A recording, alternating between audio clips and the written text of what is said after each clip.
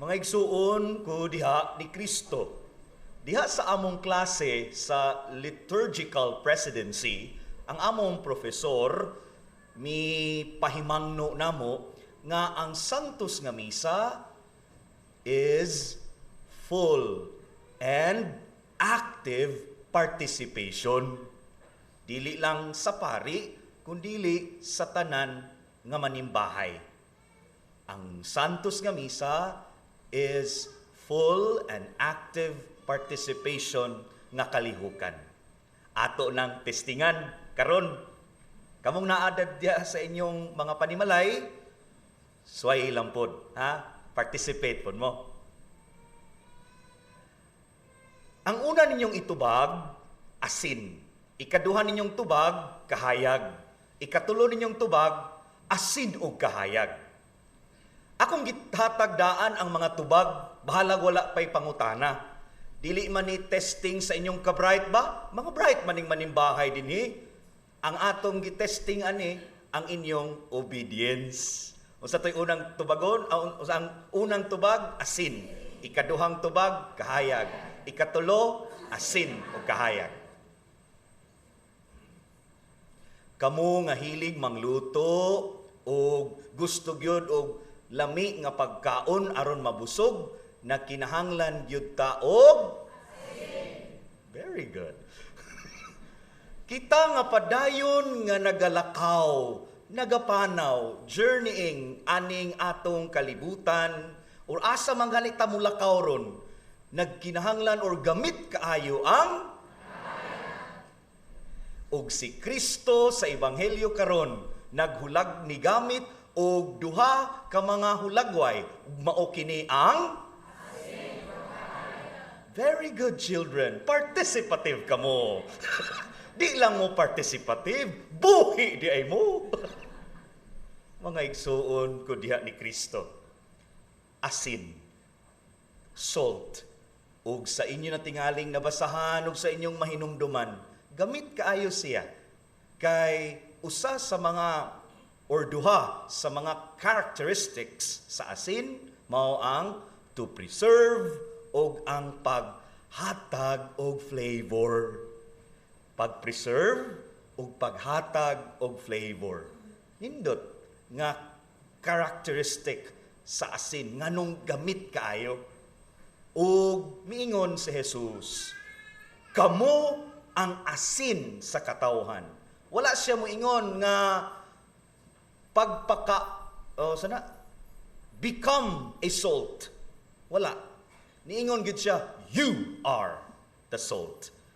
Lahi ang emphasis nga you become a salt, ug lahi ang direkta kang ingnon, you are the salt.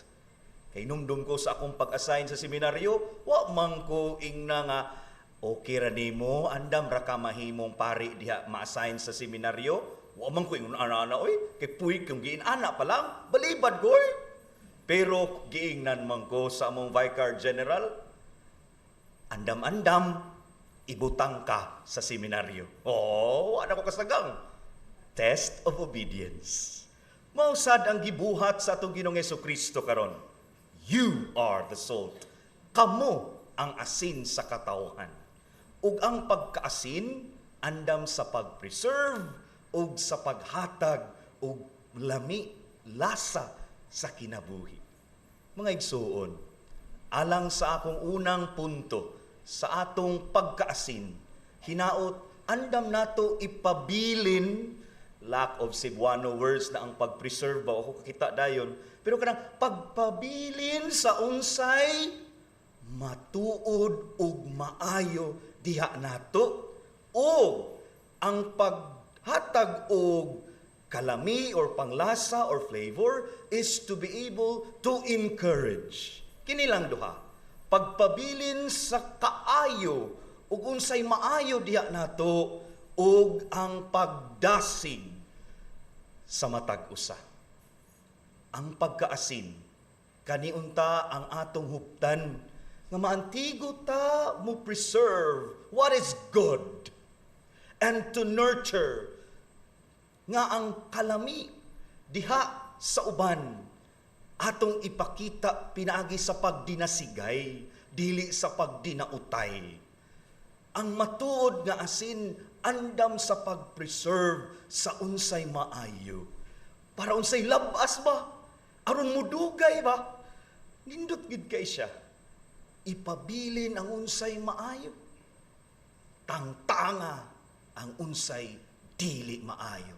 Kaysa sinugdan sa kalibutan, sa paghimo sa Dios nato, gihimo ta niyang maayo. Asa na ron diha? Asa na ang kamaayo sa tao? Dili pag maumao, kamaayo gyud. Unsa gyud tinuod nga pagbuhat sa Dios nato.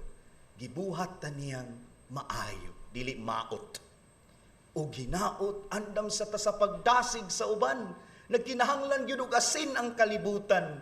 Kay nanay mga kadaghanan, doon nanay mangluod, wala na kauyon sa dagan sa palibot. Apan bisan pa man ni ana, makakita tatag mga magdadasig.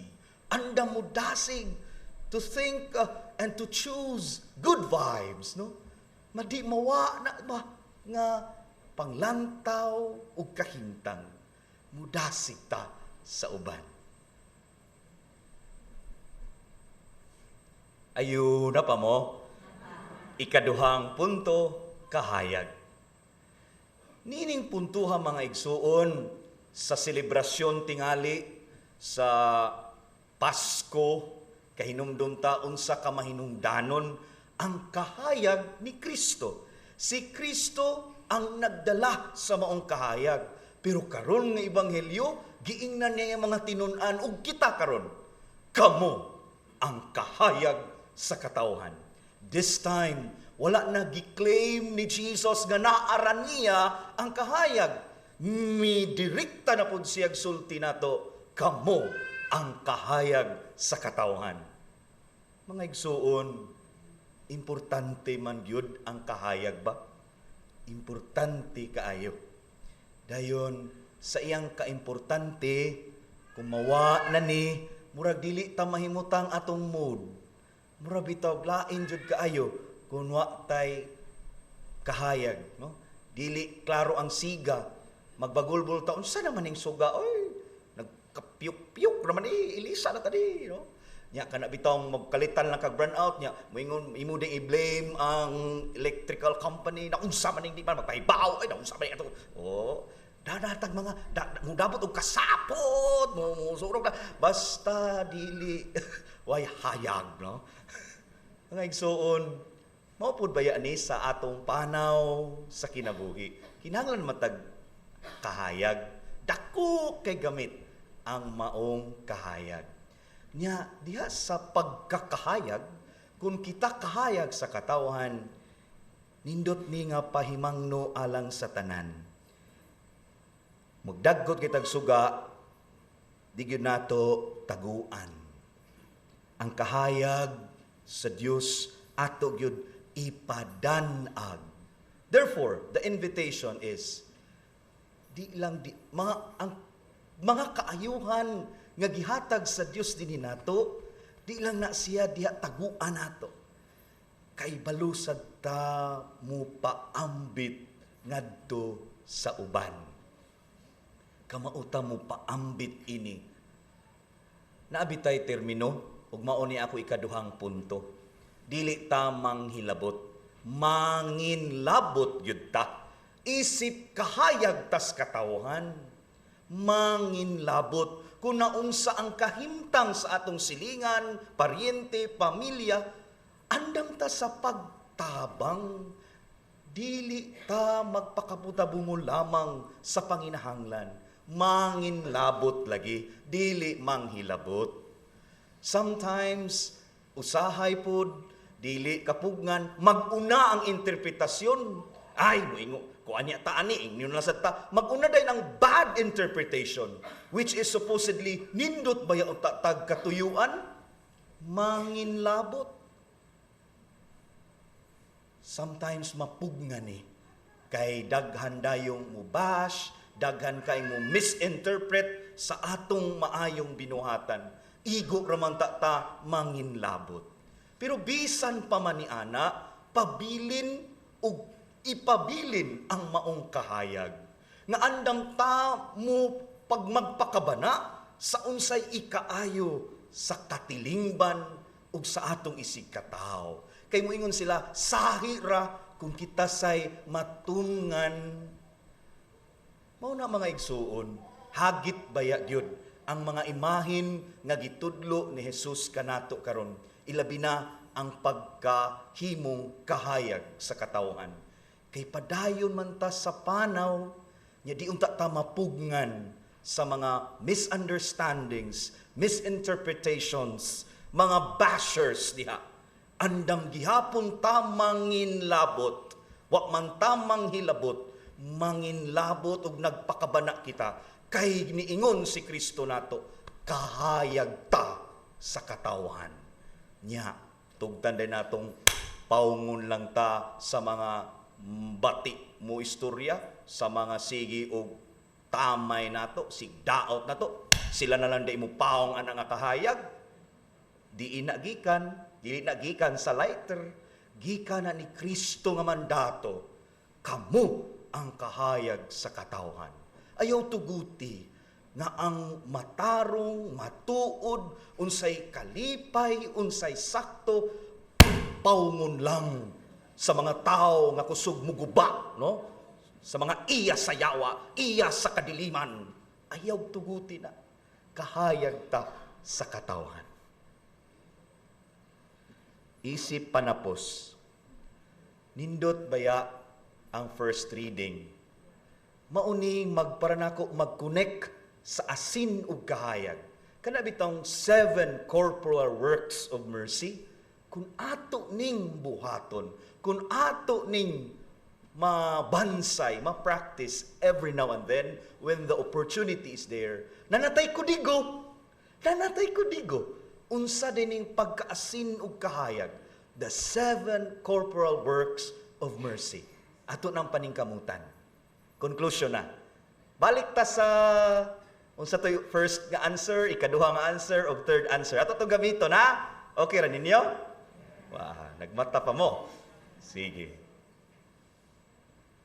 Musugot tag sadi para ta mabuhi kinahanglan ta mukaon. Nya ang pagkaon nga atong kanon nindot unta nga naay ug busa ang asin. Ato gyunang ikip magpabilin, ibilin nato ang atong pagkamaayo ug andam tamudasig sa matag usa. Ikaduha, diha sa biyahe nato asa tapadong, nindot gyud ang karsada nga well lighted, kay importante gid ay ang kahayag. Busa ang pagkakahayag, wa ta manghilabot, andam ta manginlabot, kay kahayag man kahata. Ug katapusan, ang imahin ni Jesus nga gigamit, mga imahin nga gigamit ni Jesus karon nga mao ang ato untang mapuy-an diha sa atong pagpili, pagbuhat, maski lang sa 7 corporal works of mercy good, pwede pod pakapinan.